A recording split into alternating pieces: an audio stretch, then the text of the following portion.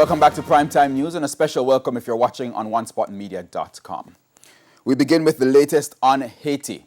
The United States has responded to calls to assist with the investigation into the murder of President Jovenel Moïse. White House Press Secretary Jen Psaki gave details at a press briefing today.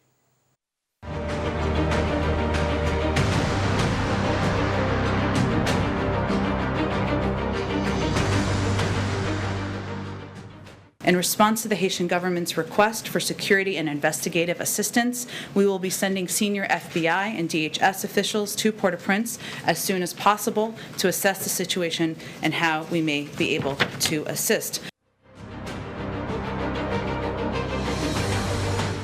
Now, the development comes even as the search for the masterminds and motive behind the brazen assassination of Haiti's president continues. Haiti's police chief says 28 suspects were part of an operation to storm the presidential residence and kill Jovenel Moïse. We have more from the CNN.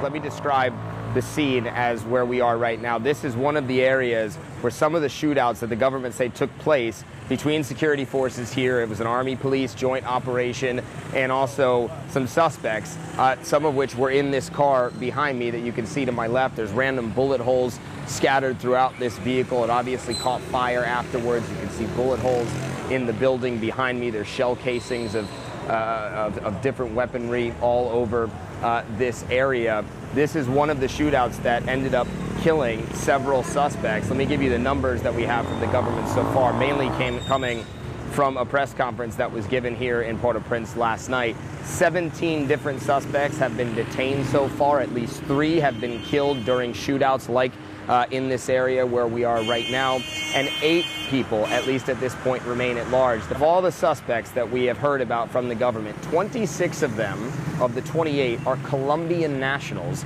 6 of which, according to the Colombian Defense Ministry, have previous experience with the Colombian military. The remaining 2 suspects are Haitian Americans.